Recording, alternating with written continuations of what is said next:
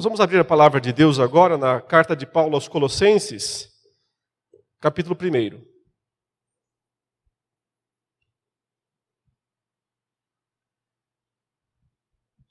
Colossenses, capítulo 1, versos 24 a 29.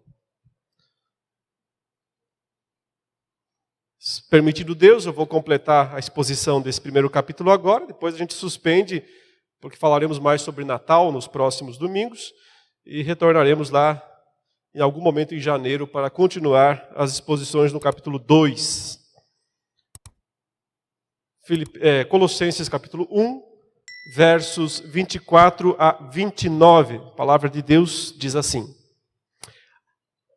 Agora me alegro nos meus sofrimentos por vocês, e preencho o que resta das aflições de Cristo na minha carne, a favor do seu corpo, que é a igreja, da qual me tornei ministro, de acordo com a dispensação da parte de Deus, que me foi confiada em favor de vocês, para dar pleno cumprimento à palavra de Deus, o mistério que esteve escondido durante séculos e gerações, mas que agora foi manifestado aos seus santos.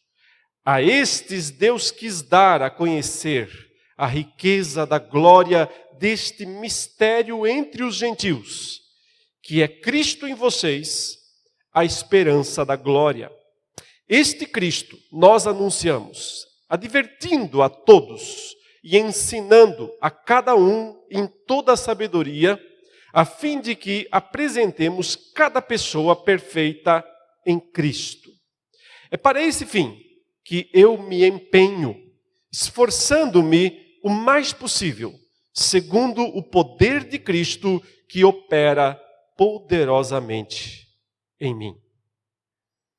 O apóstolo Paulo, nesse primeiro capítulo, como nós já vimos, fez uma longa saudação, não tão longa, é verdade, onde ele agradeceu a Deus pela vida dos colossenses. Lembrem-se que ele estava, na verdade, escrevendo essa carta para corrigir um erro, um problema teológico, uma heresia que estava infiltrada, nas fileiras dentro daquela igreja lá na cidade de Colossos.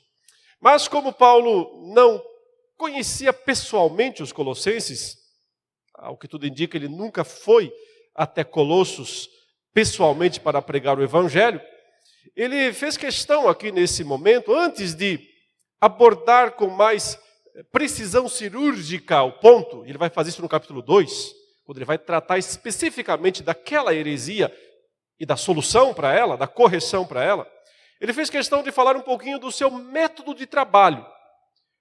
Porque os colossenses, obviamente, o conheciam como o apóstolo Paulo, o maior pregador daquela era, e de todos os tempos, como nós também o reconhecemos assim, mas não o tinham visto pregar pessoalmente, não tinham acompanhado o seu ministério no dia a dia para ver suas atitudes, para ver seu comportamento, sua perspectiva em relação à missão, à obra. Então ele escreve aqui, antes de pegar pesado com eles e entrar no ponto específico, ele dá uma introdução de si mesmo e fala um pouco sobre o seu próprio ministério.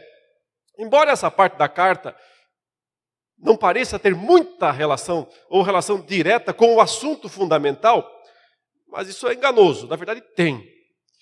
Porque o que Paulo quer mostrar aqui é que ele tem uma perspectiva de missão, de pregação, de anúncio, essencialmente cristocêntrica. E o ponto é exatamente esse ao longo de toda a carta. Ele quer trazer de volta aos colossenses para Cristo, para a centralidade de Cristo, para que eles se admirem da pessoa de Cristo, da grandeza de Cristo, do poder de Cristo, da relação que eles têm com Cristo, das implicações disso para a vida deles. Então, mais uma vez, ele está no terreno certo, seguro, falando sobre Cristo, anunciando Cristo, mostrando também como, no seu próprio modo de pregar o Evangelho, Cristo tem todo o destaque, tem toda a centralidade. Isso pode parecer lugar comum, clichê, repetitivo, falar, mas não tem que ser assim, Se a gente vai pregar o Evangelho, quem tem que aparecer mais é Cristo. Mas nem sempre isso acontece. E é muito comum as pessoas acharem que estão pregando o evangelho, mas estão pregando alguma outra coisa. Estão enfatizando algum outro aspecto, estão dando destaque a alguma coisa secundária. E não estão, de fato, mostrando que Cristo, né, é o mais importante em tudo, inclusive no próprio ato de pregar o evangelho. São várias vezes nesse texto que aparece a palavra Cristo, Cristo, Cristo, Cristo. Você pode perceber isso numa simples leitura. Bom, mas notem, o que isso tem a ver conosco, né? Nós que não somos os colossenses, que não estamos diretamente envolvidos naquela disputa, né, com relação àquela heresia, aquele falso ensino que surgiu lá. Esse falso ensino não está aqui no nosso meio explicitamente.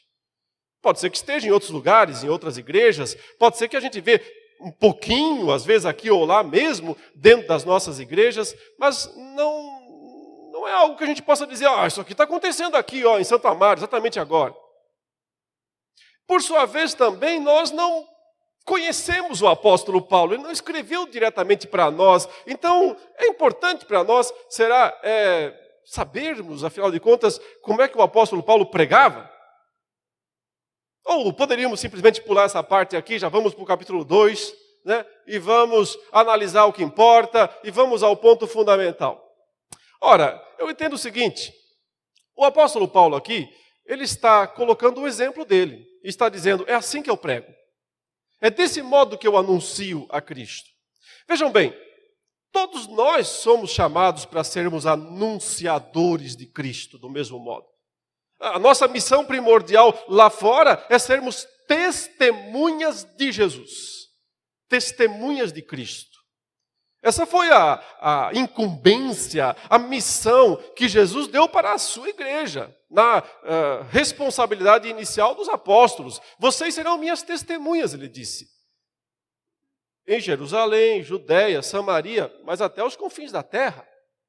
Essa missão não acabou.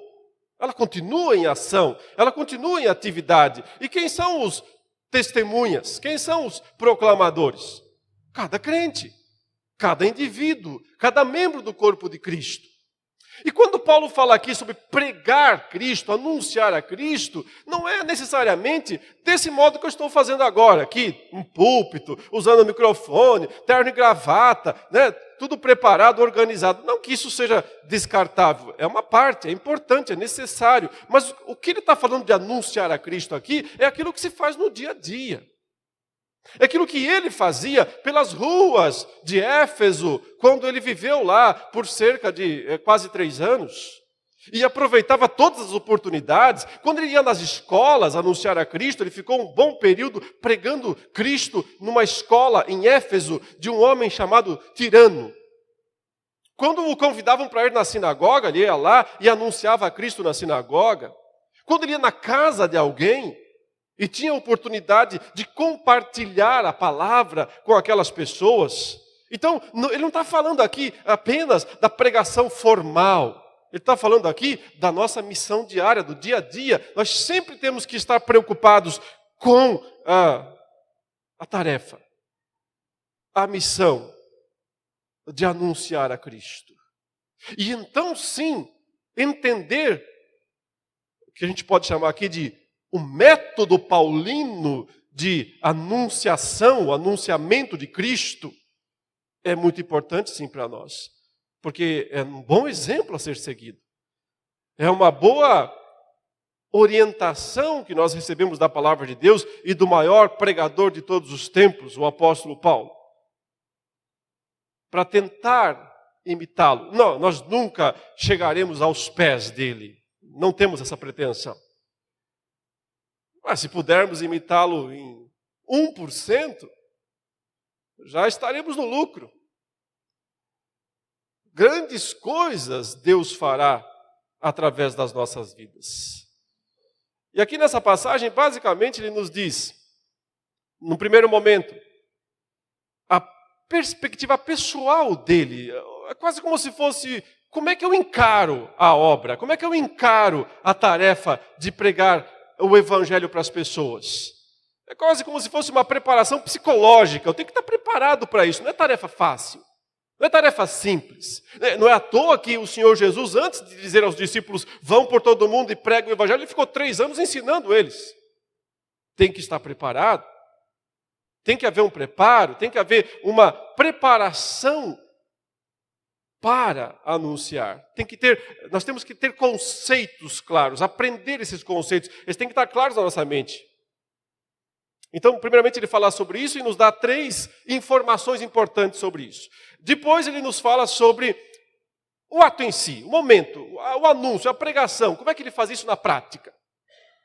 E também aqui ele nos dá usa 3 termos que nós vamos esclarecer aos poucos. E, por fim, ele nos diz da onde vem a força, da onde vem o poder. E é claro, sabemos de onde vem de Cristo, mas é interessante ver o modo como ele coloca isso. Vamos observar então, nessa sequência, primeiramente, esse preparo, né? O que vem antes, essa introdução. Então ele diz, agora me alegro nos meus sofrimentos por vocês, e preencho o que resta das aflições na minha carne a favor do seu corpo, que é a igreja. Você percebe? Paulo está dizendo aqui, eu sofro para poder anunciar o Evangelho para vocês. O sofrimento faz parte do negócio. Faz parte da tarefa. Ou seja, nós nunca anunciaremos de fato a Cristo para as pessoas sem experimentar uma grande dose de sofrimento. Preparado para sofrer. Paulo está aqui preparado para sofrer. Ele sabe que sofrimento sempre estará presente na tarefa de anunciar a Cristo. Bom, no caso dele, parecia bem óbvio, porque quando o Senhor Jesus o chamou, lá no caminho, na estrada de Damasco, ele ficou cego, foi levado até a cidade, foi dentro de uma casa, um homem chamado Ananias foi enviado lá para batizá-lo. Para esse homem, o Senhor Jesus disse, vai lá e batize esse cara. É aquele lá, o Saulo mesmo, que vocês têm medo, é ele mesmo. Mas ele é um instrumento escolhido. Ele é para mim um instrumento escolhido. Para levar o meu nome. Tudo que é lugar. E eu vou mostrar a ele o quanto lhe importa sofrer pelo meu nome. Isso está lá em Atos 9,16. Sofrer pelo meu nome. Ou seja, na própria missão primordial de Paulo estava o sofrimento. Ele sabe disso. Ele entende isso. Ele não foge disso. Se nós quisermos fugir do sofrimento que nos está destinado, nós vamos perder grandes coisas. É interessante que num dado momento, Paulo, já da metade para o fim do seu ministério, ele decide ir para Jerusalém. Eu vou para Jerusalém pregar o Evangelho. E todo mundo, que é isso, Paulo? Você está maluco? Não vá para Jerusalém. Não, eu tenho que pregar uma última vez aos meus compatriotas. Ele é o pregador dos gentios. A missão primordial dele é essa. E ele cumpriu muito bem essa tarefa. Mas ele se sentia também em dívida com o seu povo, os judeus. Então ele disse, não, eu preciso ir uma última vez para lá. Teve profecia. Teve gente dizendo, olha, o Espírito Santo está falando, Paulo, você vai ser preso. Lembra do Ágabo, aquele profeta? Que vai lá, se amarra com um cinto, faz toda uma cena profética do Antigo. E ela é totalmente verdadeira, não tem nada de falso, de encenação ali. É totalmente verdadeira. Deus estava mostrando isso mesmo. Isso vai acontecer com você lá em Jerusalém. Vão te prender, vão bater em você, vão maltratar você. Você vai para lá mesmo? Quando esses profetas falam isso para ele, Paulo diz para eles, vocês não têm alguma outra novidade para me contar, não? Porque essa daí, meus caros, essa daí eu estou sabendo já faz tempo. E por acaso foi diferente até agora? Vai ser diferente por acaso quando eu for para Jerusalém? Vai ser tudo igual, eu sei disso. O Espírito Santo tem me mostrado de cidade em cidade, de cidade em cidade. Essa é a minha tarefa, essa é a minha missão. Eu vou para lá mesmo assim. Não dá para fugir.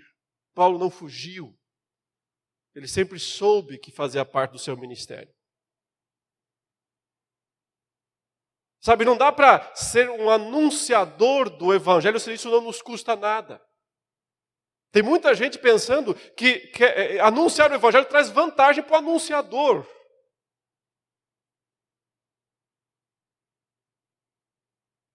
Precisavam antes estar preparados para o sofrimento.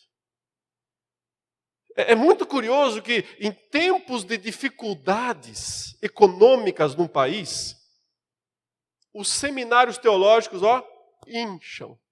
inflam. Alguns acham que tem relação direta.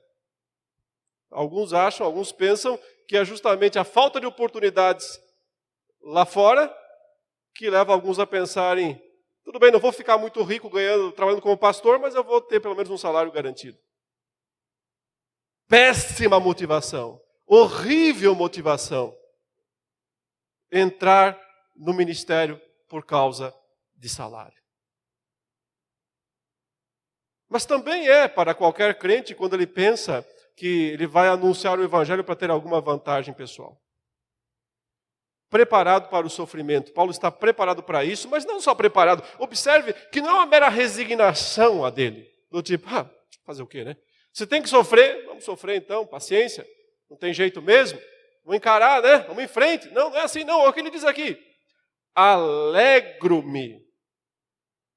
Agora me alegro nos meus sofrimentos por vocês e preencho o que resta das aflições de Cristo. Porque aqui está uma das grandes virtudes do cristão, do crente, não só do pregador, do cristão. E a gente lembra que o apóstolo Pedro escreveu palavras parecidas com essas, lá, né, como uma orientação, uma ordem aos crentes na primeira carta, no capítulo 1, exultem. Se agora vocês estão sofrendo tribulações. Mas aí Pedro estava plagiando alguém muito mais capaz, muito mais entendido do assunto. Jesus Cristo, que disse, alegrem-se quando vocês forem perseguidos. Regozijem-se, porque grande é o galardão de vocês nos céus. E aí está quem mais sofreu. Aí está o autor mesmo. Os demais aqui só copiaram. Belas cópias, ótimas cópias, excelentes cópias. Pedro, Paulo, ótimas cópias do sofredor por excelência. Aquele que, como diz lá em Isaías 53, sofreria.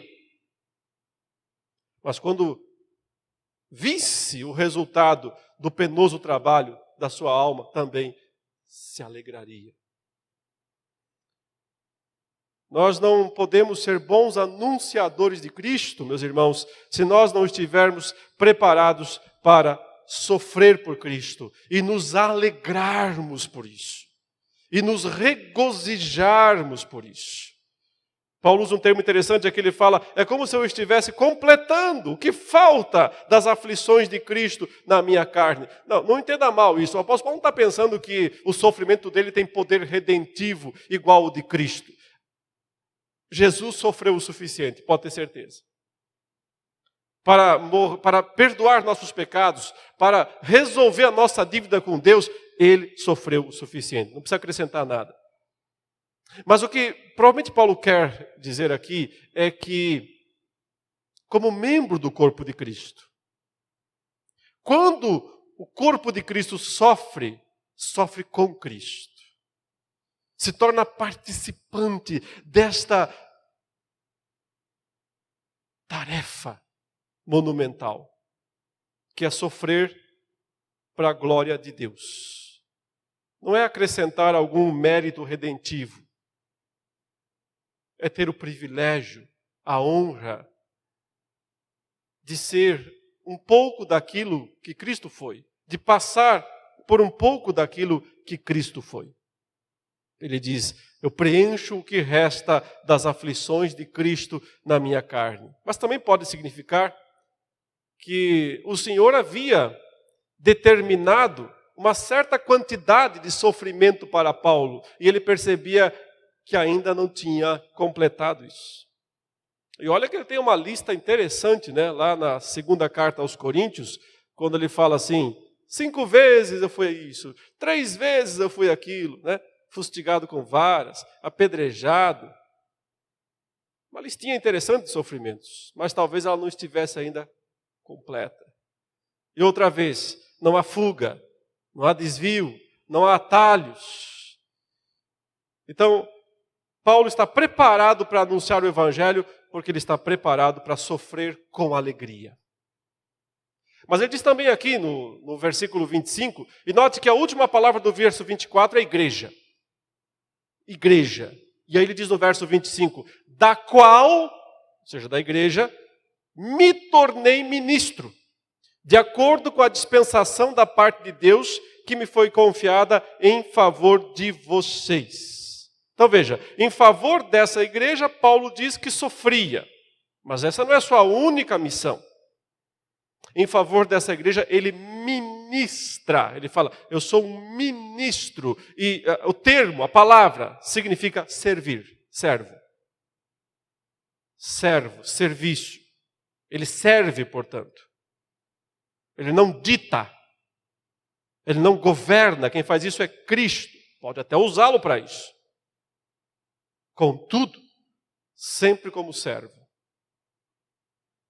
Quando o Senhor estabeleceu ministros para dirigir a igreja, os presbíteros, os diáconos, notem, são todos, acima de tudo, servos. Não são senhores da igreja. São servos do corpo de Cristo. Capacitados para servir. E o termo que o apóstolo Paulo usa aqui é como despenseiro, porque ele fala de acordo com a dispensação da parte de Deus, ou seja, Deus colocou Paulo como alguém que tinha produtos, para usar uma expressão, como aquele que cuida do armazém. Ele tem que administrar esses produtos, ele tem que distribuir esses produtos. É claro, não tem nada a ver com vender ou comercializar. Mas tem a ver com saber administrar corretamente os dons que recebeu. Para que nós sejamos de fato úteis na obra do Senhor, temos que encarar essa obra como servos. E como servos fiéis, que administram corretamente o patrimônio do Senhor. Esse patrimônio tem a ver com aquilo que Ele próprio nos deu, as capacitações, os talentos, os dons, mas tem a ver também com as pessoas, a igreja, a quem nós servimos. Sim, porque igreja não tem a ver com parede, com banco, com equipamentos, instrumentos. Essas coisas são funcionais, boas, importantes, necessárias, não essenciais. Essenciais são as pessoas, o corpo de Cristo, o povo de Deus. Paulo encara a sua missão como alguém que serve.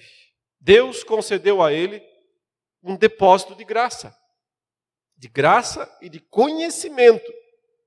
Ele então age para suprir a igreja daquilo que Deus confiou a ele para administrar. E o faz fielmente. Tudo o que ele recebeu para a igreja. Não recebeu para si mesmo. Recebeu para servir. Então, Paulo está preparado para sofrer e sofrer com alegria. Está preparado para servir o povo, servir o corpo, servir a igreja. Mas então ele fala, mais especificamente, do que ele tem para compartilhar. Do que ele recebeu de Deus para compartilhar. E claro, é o Evangelho. Mas aqui ele entra num ponto bem específico do próprio ministério dele. Vejamos o que ele fala aí. Né? Ele diz então, na metade aí do verso 25, ele falou assim, para dar pleno cumprimento à palavra de Deus. É isso que eu estou fazendo, Paulo diz. Dar pleno cumprimento à palavra de Deus. O mistério, essa palavra ele usa várias vezes nas suas cartas, ele se diz ser o receptador de um mistério. E nesse ponto, Paulo não usa nem um pouco de falsa modéstia, não. Ele diz, eu sou a pessoa.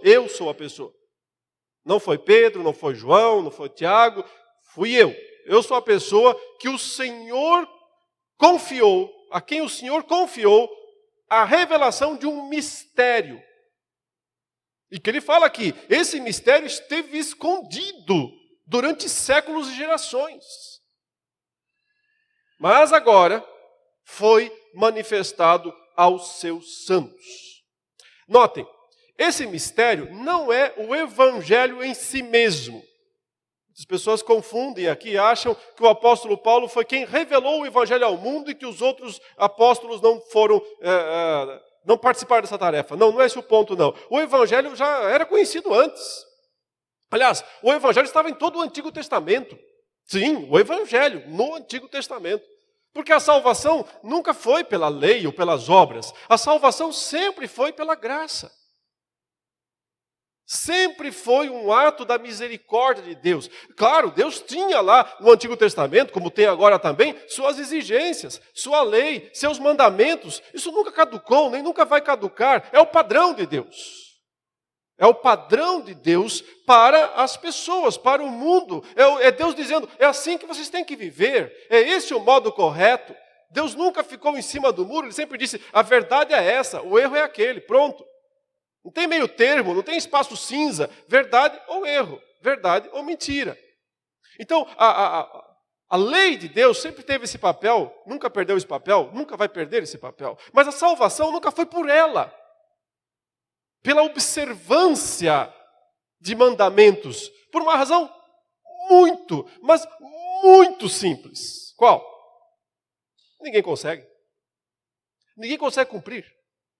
Pecadores não conseguem obedecer perfeitamente à lei de Deus. Então não tem como ser salvos por ela. Muito simples. É uma tarefa grande demais para pecadores. Sempre foi. E é por isso que lá no Antigo Testamento havia toda aquela regulamentação para perdoar o pecador, como há hoje também. Nós pecamos, mas somos perdoados. E somos perdoados por quê? Porque alguém pagou a nossa dívida. Esse alguém foi Jesus Cristo, nosso Senhor, que derramou seu sangue pelos nossos pecados. Mas antes de ele derramar o sangue dele pelos nossos pecados, outro tipo de sangue era derramado no Antigo Testamento. O dos cordeiros, o dos bodes, o dos touros, dos novilhos, dos animais que eram sacrificados diariamente, rotineiramente em Israel, no templo, e que daquele modo eles apontavam para Cristo, mas já simbolizavam, já significavam para as pessoas do Antigo Testamento remissão. Redenção, remissão dos pecados. Isso é graça. É Deus dizendo, você não cumpre a lei, mas eu tenho um recurso para perdoar seus pecados. Então, o Evangelho já estava no Antigo Testamento. Não é novidade do Novo Testamento. Não é nenhum mistério encoberto. Então, o que é esse mistério que Paulo diz que sim, ele estava encoberto e que agora ele está claramente revelado?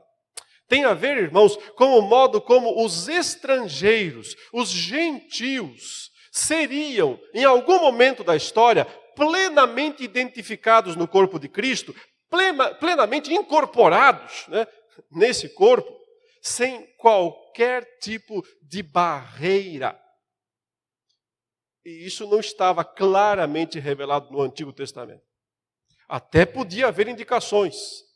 Olha, é para os gentios também. Olha, Abraão, em ti serão benditas todas as famílias da terra. E também não significa que gentios não fossem salvos no Antigo Testamento. Eles podiam ser salvos. Mas qual era o caminho? Qual era o método? Qual era a metodologia? Eles tinham que vir até Israel e se tornarem prosélitos. E sempre seriam considerados de segunda categoria. Sempre seriam considerados membros da velha aliança, mas com esse título, antes do nome, prosélito. Alguém que não é judeu puro sangue, não é israelita puro sangue. Alguém que era um estrangeiro, mas foi convertido à religião de Israel, portanto tem privilégios, tem direitos, mas não plenamente. Pode parecer um assunto sem importância para nós, que estamos aqui no século 21, né? E sequer temos judeus, provavelmente não há nenhum dentro da igreja, pode ser que existam alguns descendentes, mas para nós parece tão óbvio, né? Claro, a salvação é para todo mundo, mas isso não era bem assim naqueles dias. E a grande discussão, inclusive, que mais dominou a igreja nas primeiras décadas, era até onde e de que maneira os gentios podem ir? Como é que eles podem, de fato, ser trazidos para o corpo de Cristo? Então, boa parte dos judeus dizia, circuncida eles. Comece a guardar todo o calendário judaico. Comece a observar toda a dieta judaica. Cumpra toda a lei cerimonial. É aqui que Paulo diz, acabou, gente. Acabou. Não tem mais nada disso. Eu estou revelando esse mistério a vocês. Vocês estão sendo chamados, vocês estrangeiros, estão sendo chamados para o Evangelho, para ficar em plena igualdade com os judeus. E sem a necessidade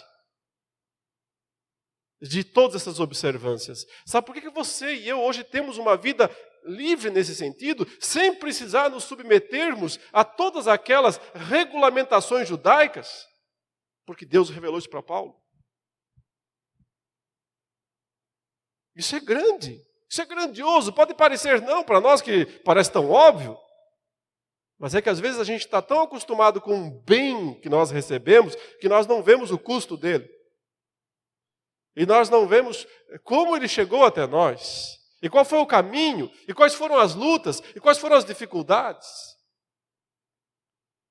Paulo está dizendo aos Colossenses, sabia que vocês foram trazidos para dentro da casa como filhos? Vocês que não eram filhos. Vocês que não tinham direito a isso. E vocês foram trazidos para dentro do corpo de Cristo, sem barreira, sem discriminação, sem qualquer tipo de exigência adicional. Então, por que é que agora vocês estão se apegando aos costumes judaicos? Por que tem tanta igreja apegada a costumes judaicos hoje em dia? A leis, cerimônias do Antigo Testamento? Porque não compreenderam o mistério. Para elas o mistério ainda permanece. Não entenderam o mistério revelado.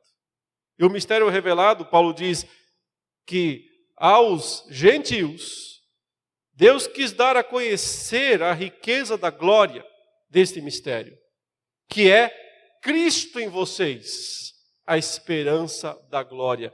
É um resumo. Ele diz, o que importa é que Cristo está em vocês, sem barreiras, sem limites, sem fronteiras, sem restrições.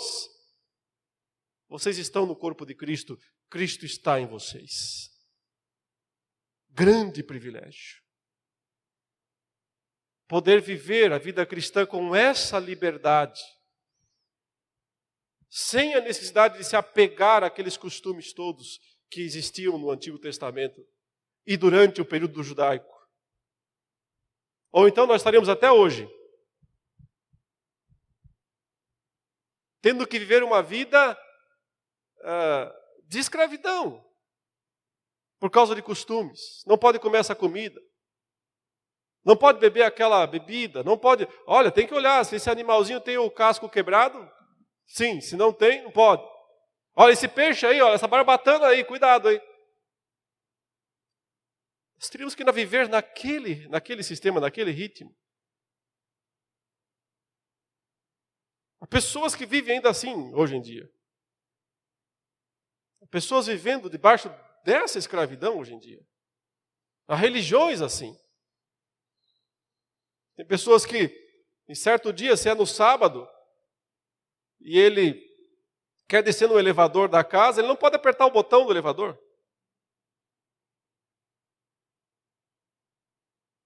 Ele entra no elevador e fica esperando alguém entrar lá para apertar o botão para ele.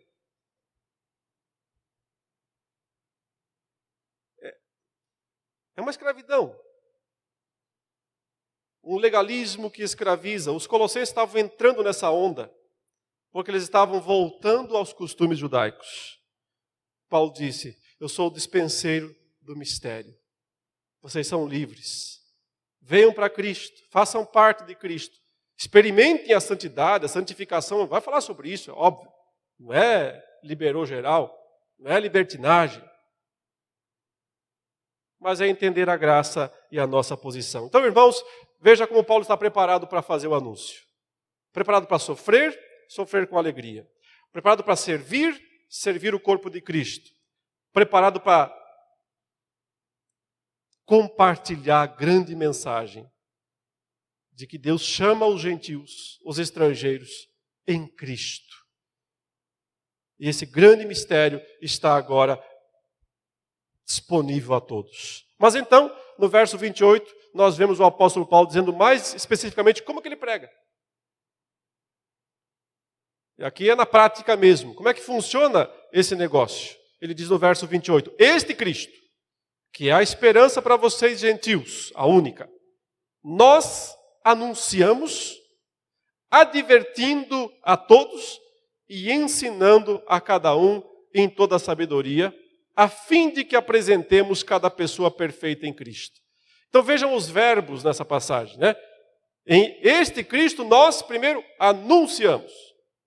Segundo, advertindo. Terceiro, ensinando.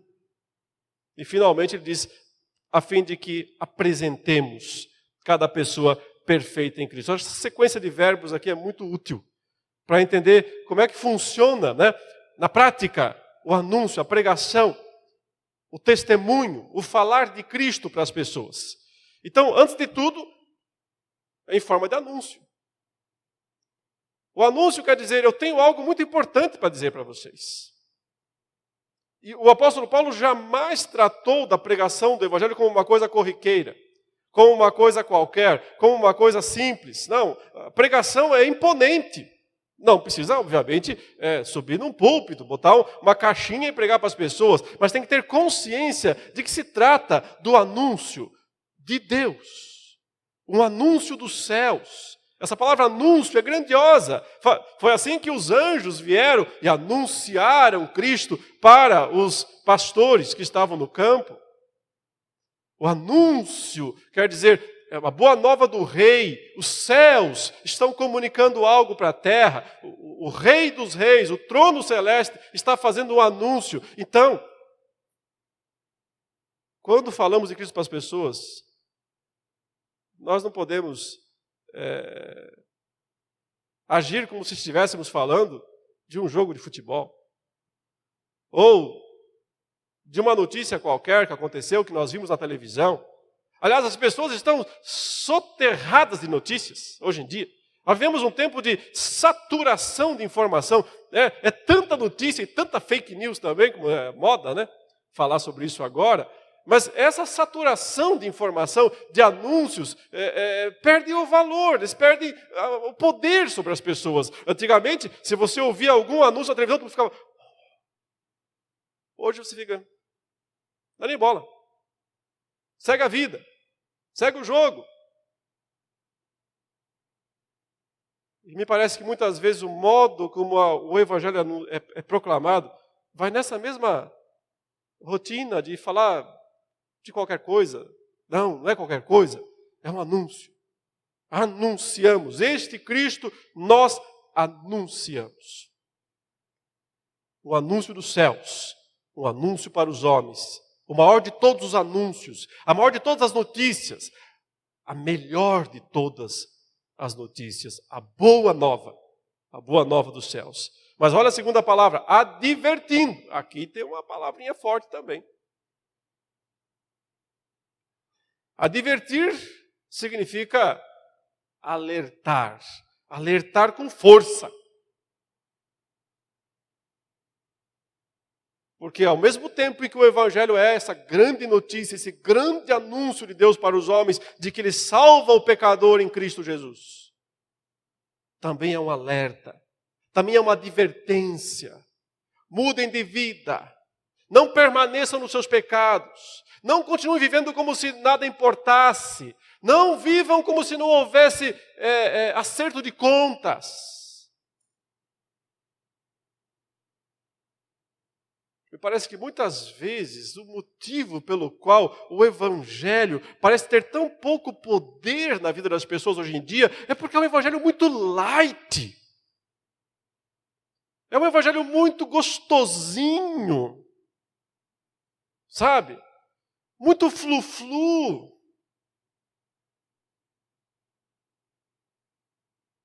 Muito ao gosto do freguês.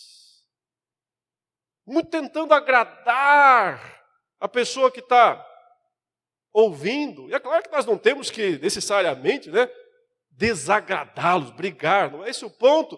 Mas são pecadores que têm que ser advertidos. Porque o assunto é sério. É pecado.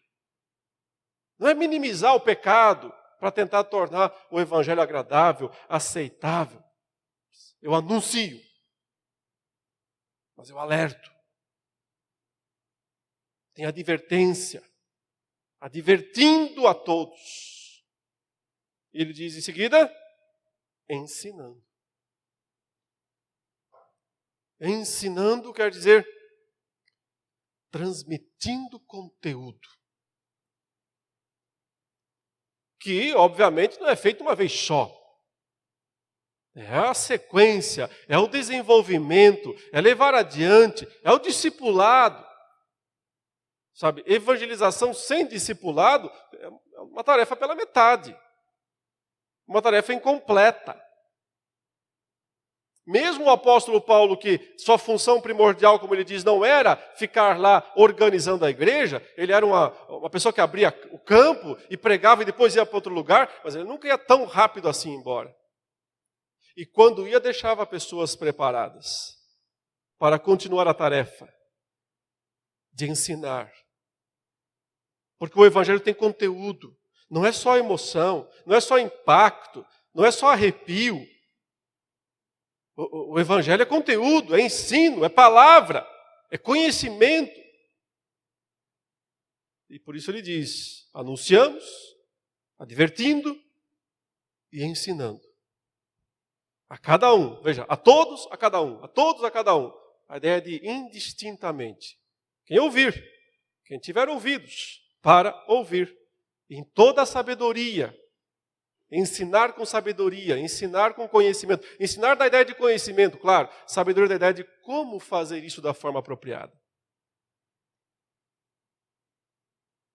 Mas o que me impressiona mesmo é essa última expressão de Paulo aqui. A fim de que apresentemos cada pessoa perfeita em Cristo.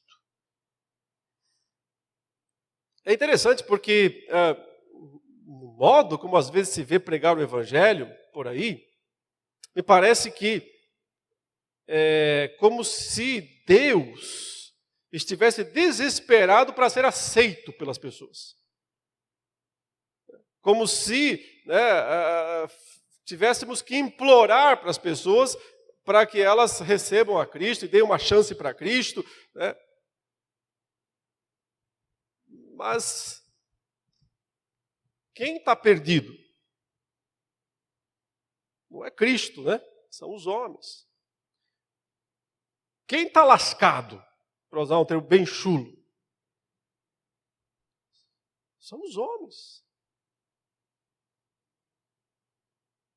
Cristo não precisa de nada, não precisa de favor, não está desesperado para as pessoas o aceitarem. Na verdade, a tarefa do Evangelho, o objetivo final nem é tanto apresentar Cristo para as pessoas. Eu sei que faz parte fazer isso, sim. Mas em última instância, é apresentar as pessoas para Deus. É levar as pessoas para Deus. E levá-las do modo como elas podem estar. Porque se nos pecados não arrependidos, né, nos pecados não confessados, as pessoas se apresentarem perante Deus, elas vão ser fulminadas. Veja o que Paulo diz aqui, a fim de apresentar cada pessoa perfeita em Cristo. Apresentar para quem? Levar a quem? Levar até Deus. Ou seja, a nossa tarefa como anunciadores dá também essa ideia de preparar as pessoas para que elas possam se relacionar com Deus. Porque elas não podem. Porque elas estão absolutamente separadas de Deus. E não é uma mera decisãozinha emocional que vai mudar tudo isso. É conversão. É transformação. É mudança. É santificação. Eu sei que soa até um pouco estranho Paulo falar isso, né? A fim de que apresentemos cada pessoa perfeita em Cristo. E quem jamais será? Como assim perfeito? Alguém é? Você é? Eu sou, por acaso? Como assim apresentar alguém perfeito em Cristo? Temos que entender isso de duas maneiras. Primeiro, no plano jurídico. No plano do tribunal de Deus. Sim, justificados, pois, pela fé, temos paz com Deus por meio de Jesus Cristo. Então, na conversão, quando alguém se arrepende dos seus pecados e crê em Jesus como Senhor e Salvador, juridicamente ele está aperfeiçoado. Não há mais condenação. Agora, pois, já não há mais condenação para aqueles que estão em Cristo Jesus. Então, juridicamente, você já está aperfeiçoado quando você confessa seus pecados e confessa a Cristo como seu Senhor. Crê nele como seu Senhor. Então, você já está sendo apresentado perfeitamente em Cristo, porque não há mais condenação, não há mais como você ser jogado lá, né, no fogo do inferno. Mas lembre, em Cristo, não é você mesmo. Essa justiça não é sua, é de Cristo. É a que Ele conquistou. E que Ele compartilha com você. Ele banca a sua situação diante do Pai, diante do juiz. Portanto, você está aperfeiçoado em Cristo. Mas como Paulo falou em ensinar, não é só anunciar, não é só advertir, mas é ensinar também. O ensino que se estende por toda a vida cristã tem a intenção, tem o objetivo de aperfeiçoar na prática. Você já foi aperfeiçoado na teoria. Juridicamente, diante do tribunal de Deus, você já foi aperfeiçoado, mas a santificação desenvolve esse processo de aperfeiçoamento na prática também. Até o seu último dia de vida, esse processo não se concluirá. Só ele não pode parar. Ele não pode retroceder, ele tem que ir em frente.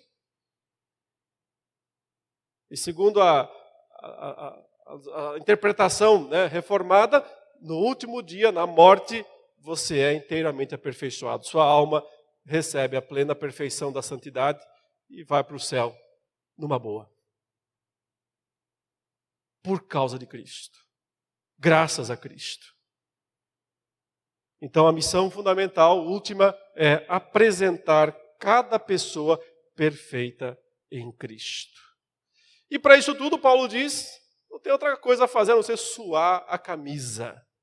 No versículo 29 ele fala, é para esse fim, apresentar cada pessoa perfeita em Cristo, que eu me empenho, esforçando-me o mais possível. É trabalho mesmo, é suor mesmo, não é vida mansa, não é esperar as coisas acontecerem por si mesmas. Tem que ir atrás das oportunidades, tem que trabalhar, tem que anunciar, tem que pregar. Trabalho. O apóstolo Paulo ia de cidade em cidade. Incansável nessa tarefa. Afadigo-me, ele diz várias vezes. Mas complementa com a expressão segundo o poder de Cristo que opera poderosamente em mim. Essa interessante sinergia aqui do texto, né, explica para nós quase sempre dentro daquela já tão conhecida relação, né, entre soberania de Deus e responsabilidade humana, como na prática as coisas são. Na prática, nós trabalhamos. Mas nunca nos esquecemos de que não é o nosso poder que garante a eficiência, a eficácia, o resultado. É aquele que opera em nós, tanto o querer quanto o realizar, que faz as coisas funcionarem, andarem, darem certo. Essa sinergia interessante entre a soberania de Deus, né, e a nossa responsabilidade, que aparece frequentemente nas cartas de Paulo, também aparece nesse momento, quando ele diz, eu trabalho o máximo que eu posso. Como ele falou aos Coríntios, né, no capítulo 15, ele disse assim, trabalhei muito mais que todos eles. Está falando dos outros apóstolos. Claro, nenhum viajou tão longe, foi tanto lugar no mundo. Trabalhei muito mais do que todos eles. Contudo, todavia, não eu, mas a graça de Deus comigo. Porque a glória é sempre de Deus. Porque o mérito é sempre dele.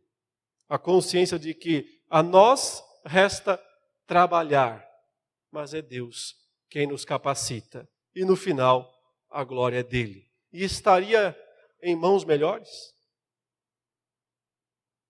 do que nas mãos dele? Não há nada melhor do que viver para a glória de Deus e glorificar a Deus através do nosso trabalho. Que Deus nos abençoe, irmãos, e nos dê esse poder em Cristo para servi-lo.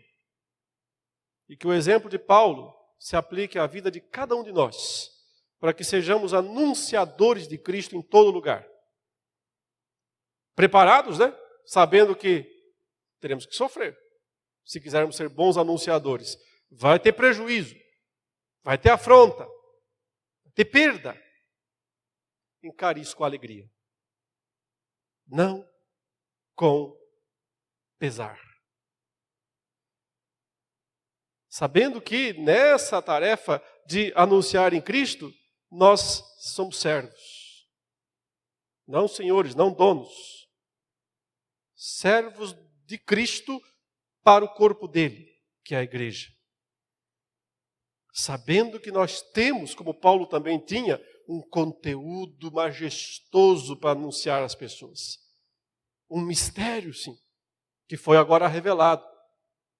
Que cada pessoa aí fora, gentil ou judeu, podem fazer parte do corpo de Cristo, sem barreiras, desde que se arrependam e creiam no Salvador. De posse desses trunfos, como Paulo, nós temos que ir ao mundo. E fazer o quê? Anunciar. Com propriedade. Com autoridade. Anunciar o Evangelho. Temos que advertir. Falar dos riscos, das implicações para as pessoas. Da recusa em aceitar o Evangelho. Mas temos que ensinar. Tarefa longa. Para que no final, cada pessoa seja apresentada a Deus. Perfeita. Tanto na teoria, quanto na prática. Então, mãos à obra. Trabalho, esforço, dedicação. Sabendo que é Deus quem nos capacita. Nos dá o seu poder. Nos dá a eficiência, a eficácia do trabalho a ser realizado. Vamos orar. Senhor, nós te agradecemos por permitires que nós sejamos cooperadores nessa tarefa sublime de anunciar o Evangelho ao mundo. O Cristo que nasceu em Belém, que viveu e morreu pelos nossos pecados, que ressuscitou e está à destra de Deus, e que disse que estará conosco todos os dias. Não é apenas a nossa inspiração, mas é também a certeza, a convicção de que a obra será realizada. Permita, Senhor, que no pouco que podemos fazer, sejamos tijolinhos aí nessa grande construção do Senhor, para que o edifício como um todo glorifique e exalte o teu nome. É isso que nós te pedimos, em nome de Jesus. Amém.